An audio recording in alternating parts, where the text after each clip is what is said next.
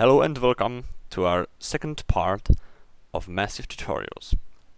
Today I would like to cover the filters in Massive, the center window features, and how does the modulation works in Massive.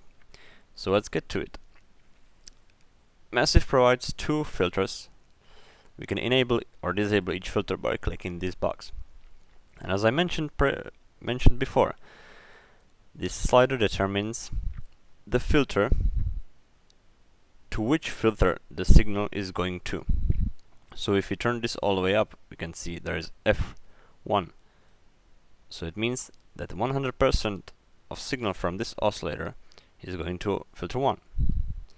We have filter 1 enabled, and we can choose from various types of filters. We have low pass 4 and low pass 2. The 4 means that the filter is damping all frequencies above the cutoff by 24 dB per octave. Low pass 2 damps them by 12 dB. Same with high pass. The other type is all pass, which is some pseudo filter where all frequencies pass, but their phase is getting inverted. I don't remember when I used it, but you can try it. Next filter is double notch, which is just a doubled band stop filter. We have band pass filter. We have band reject, which is the same as band stop or as notch filter. Then we have a scream filter, which is a type of low pass filter with additional feedback, and it's really cool type of filter which you can use for creating some dubstep sounds, because it's really nice for this. And the other is duft, which is also a type of low pass filter with its own particular sound. And there is a comp filter, which has an internal low pass damping of feedback part. And there's also an acid filter. So these filters has usually two knobs which we can control some values. We can control, for example, with low pass 4 you can control the cutoff of filter and the resonance. But if we choose, for example, band pass filter, there is also bandwidth, because we definitely want to control the bandwidth of our band pass filter.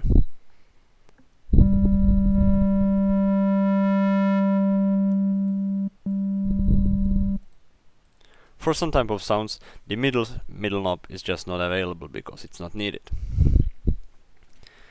This slider determines the mode the filters are working in. You can choose from serial or parallel mode. Serial mode means that signal goes to filter 1, and then it goes to filter 2, and then it goes out. So it's processed by filter 1 and then processed by filter 2. If you go in parallel mode, it means that the filters are working independently of each other. As you can see, if you put this serial, we can still choose that some signal is going to filter 2. So that means that the signal which is going to filter 2 is just being processed once. It goes to filter 2 and then goes out. While the signal which goes to filter 1 is processed by filter 1 and then by filter 2. So it's processed twice. The sliders in each filter determines basically the volume of filter. It's very easy because we can turn the filter off with turning it down. We have maximum volume of the filter. And there is also a mix which determines the mixture of the filters. It's great for if you have a parallel routing, we can mix the output from those filters. So that's the filter part. Let's get to this center window, which is really amazing. It gives us a control of massive features. Last time I guess I already covered this oscillator part, so let's get to this. This is key tracking oscillator, and this is quite interesting because it allows us to define the pitch response to the pitch of incoming MIDI notes. So this is the basic linear part that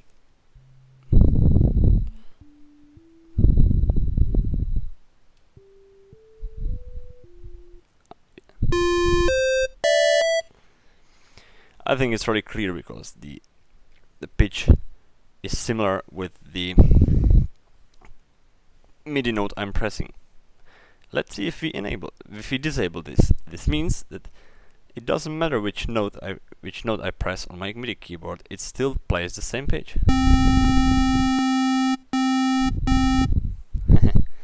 Very interesting. Of course you can press the user mode and draw your own curve. Just up to you, but I usually just use the linear. I haven't ever used the other curves. The other feature is key tracking oscillator, which is very similar to key tracking oscillator, but it actually affects the parameters of massive filters. Well, this is quite interesting because, for example, if I have a low pass filter which I have applied on my sound, and if the filter cutoff will be constant, you would have louder sounds in the lower part of key range and soften sounds in your higher part. So if we allow this key tracking oscillator, we can control volume. We can well, we can set the cutoff is controlled by the MIDI note pitch. So it's very interesting. And you can also, I sometimes use this kind of shaping.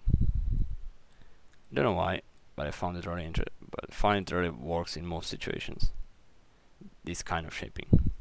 It works in a lot of situations. The other tab, and probably the most important, is the voicing tab, where we can set up our unison voices. So in the voices, we have a unison, which determines how much voices that we generate. We actually don't hear it now because the voices are similar. But there is something called a unison spread, where we can set up our pitch cutoff, which means that each unison voice is detuned by a little amount. As we drag this slider to the right, we will hear that it's getting detuned. This is actually a drastic detune, so we can just work with this value because it's just too much detuning. So we can set this to, for example, 0.1.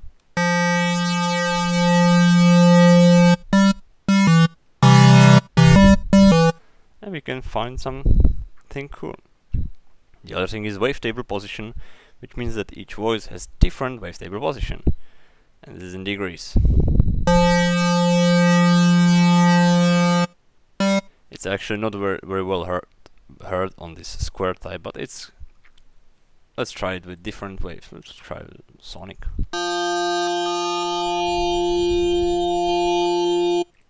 You can hear that sound is getting really different. Let's get back to our square. And over here we've got a pan position, which means that each voice has different panning. If you turn this in the middle, we are generating mono sound. And of course we've got these modes. We have polyphone, monophone and mono-rotate mode. And this is not needed, I guess. Okay, let's go to routing, which is amazing because we actually see how the signal in Massive is being processed. So as we can see, there are the oscillators, there's noise oscillator and the feedback. And we can enable inserts here. We can enable our feedback, where our feedback is going to be applied. I usually use this when I want to use both these inserts. I will talk about it later, but if you are using only one filter, you have to enable your insert to usually here, because basically, as we can see, the insert 1 is for filter 1 and the insert 2 is for filter 2. So if you would use the insert 2, it would have no effect on filter 1. So you have to enable it here. And as you can see, the signal here is being processed by this amplitude and panning module. There is another feedback where we can enable our feedback section to get the signal back to being processed once again. Then it goes to our effects passes through the equalizer, and then it goes to master. Now over here we've got our global settings, which are actually not really interesting. Nothing to talk about. And now let's talk about the more funnier thing, and that's called the modulating. So you definitely want to modulate something because you want to have your cutoff opening. You want to have some cool effects with pitch. And how to do this? You might have noticed that there is something like N1, N2, and 3 LFOs. So these are standard ADSR envelopes which we can assign to modulate our parameters. So let's get to it. For example, we have let's create some saw sound.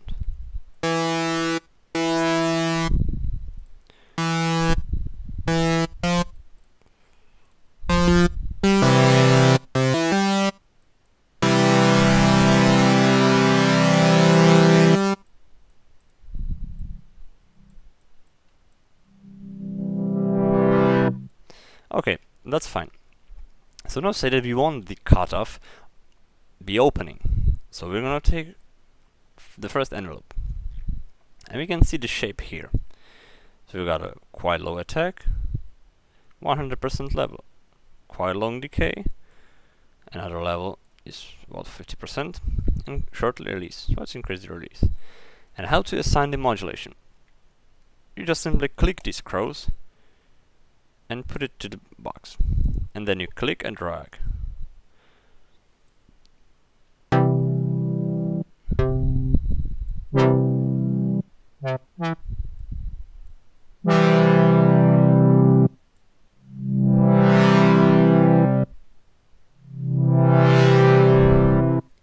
So what this does is basically it's moving with this knob. We can not see it. It's same as with pitch.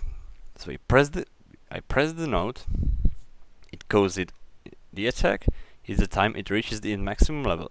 Then it decays to the sustain level and stays on the sustain level as long as I hold the key.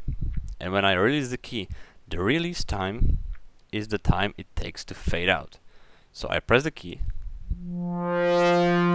So now it's on sustain level. And if I release, so if actually very short release time. It's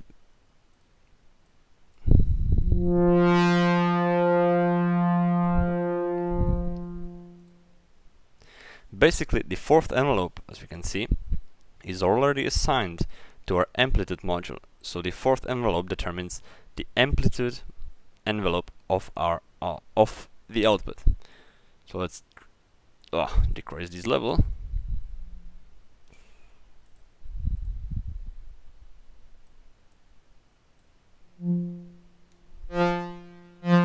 You can see that this envelope affects the sound. So, but why do we have more than one boxes? Well, we can assign more than one modulations, and let's look at it. We can assign the envelopes. We can assign the other envelope to our box. And how this works is actually calculate the sum of these modulations. It's quite complicated, but it can sometimes create really nice sounding sounds. And there is a third box, which we can use for assign third modulation, or we can use it to do the sidechain modulation.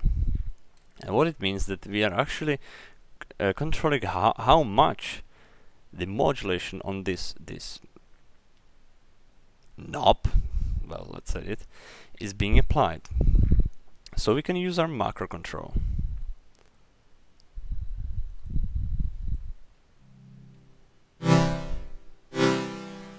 If I turn this all the way up, it means that no modulation is being applied. But if I turn this all the way down, or in the middle, it means that there is some modulation being applied. So you can use it easily to control how much modulation is being applied to the knob, or I don't know how to say it, to the knob or slider, whatever.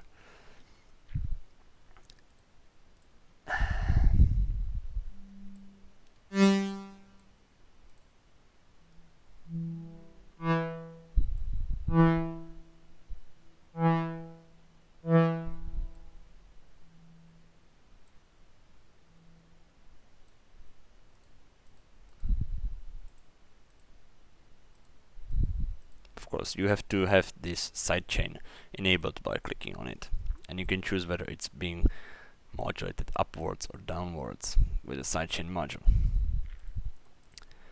So these are the envelopes. It has standard, this ADSR, but it has some really nice feature which is called delay. It means that we can actually bring time when there is no level, and then it goes to the attack. And this is really interesting. I use this mostly for vibrato things, because sometimes I want the vibrato to affect only the longer notes. I don't want a vibrato affecting the short notes if I'm making some tropical house leads or something like that. So you just input this envelope with some delay to your vibrato, and you can reach the effect that the vibrato is going to be applied just on long notes. You have to just work with your attack and your delay and figure out which sounds good. So the other thing we have is the LFO. That's standard low frequency oscillator, as you probably know. Oh, actually, I just forgot to say, if you want to remove your modulation, you just right click and you can click off, which deletes the modulation from the control. But you can also press the mute, which mutes the modulation is not going to be applied, but it's still here, so you can just unmute it.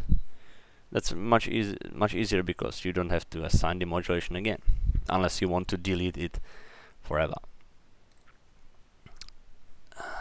So the LFO is just standard LFO. We can choose the rate, the amplitude, we can synchronize it. It's very simple. Let's just do it for.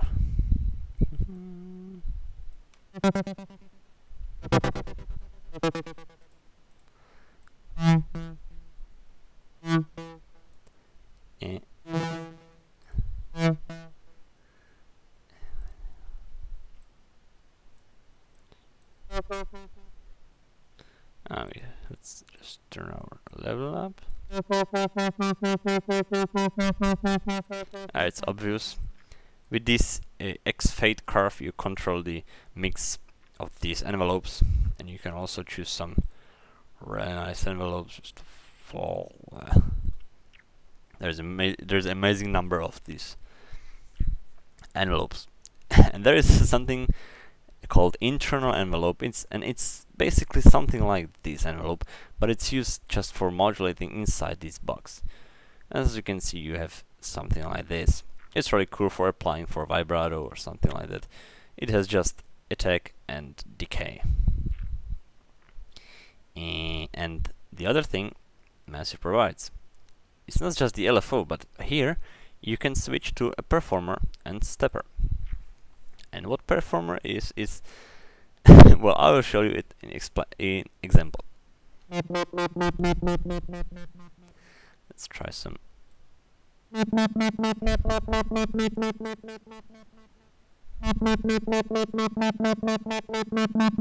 too fast.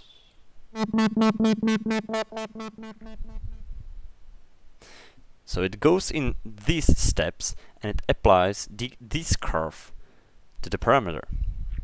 And we can of course change this curve. You just press the load curve, and let's check this. You click and drag, and then you can create something crazy.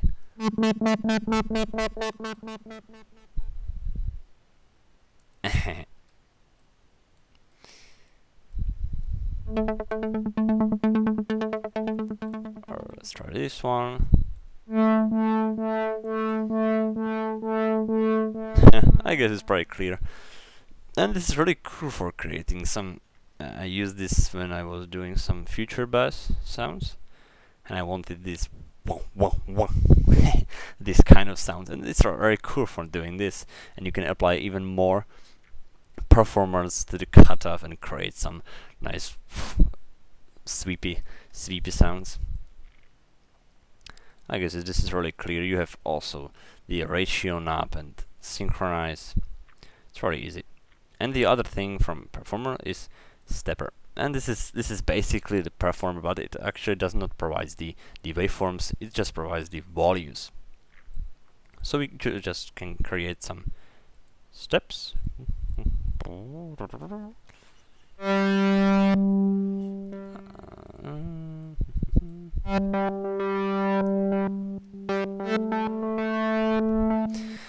guess it's really easy to use this, and you probably guess that it's mostly used for creating some arpeggiator sounds, and you are right basically.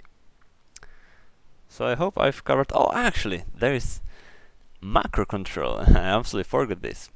So this is kind of modulation where you can assign these controls to some parameters. And this is really cool because you can control more parameters just with one knob basically. And it's really cool if you want to automate something. If you want to make an automation, you don't have to use 5 automation clips. You can just use the automation clip on a macro and assign your macro to the knobs you want to control. That's really nice because I usually use this on some effects. I put the reverb and then I use the macro on my driver size and color, and I can just apply the reverb, work with the reverb just with one macro. Now that's amazing. And over here there are some cool macros, as the key tracking macro, velocity macro, aftertouch macro, and trigger random. And what means that it's very simple. Key tracking, you probably know. It determines now the cutoff. The cutoff is determined by note pitch. You know what key tracking is probably, I guess.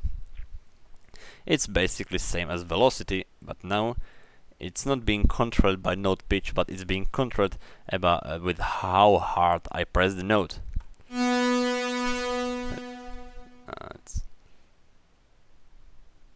So now I press. Let's actually try this with piano roll. Just boom, boom. And if we've got our velocity here. So basically the velocity is set up to 80%. So we can just boom, boom. And we will hear the differences. It's really obvious, I guess. And the aftertouch is you're not going to probably use this, but I will tell you what it is.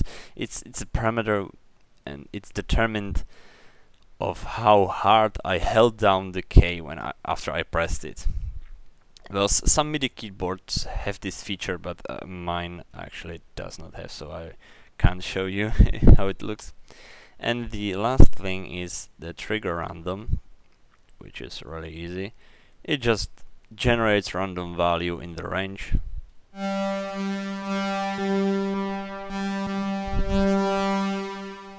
Well, you can sometimes create some unique sounds, and it gives the feeling that the sound is changing during the track, and yeah, it's really nice.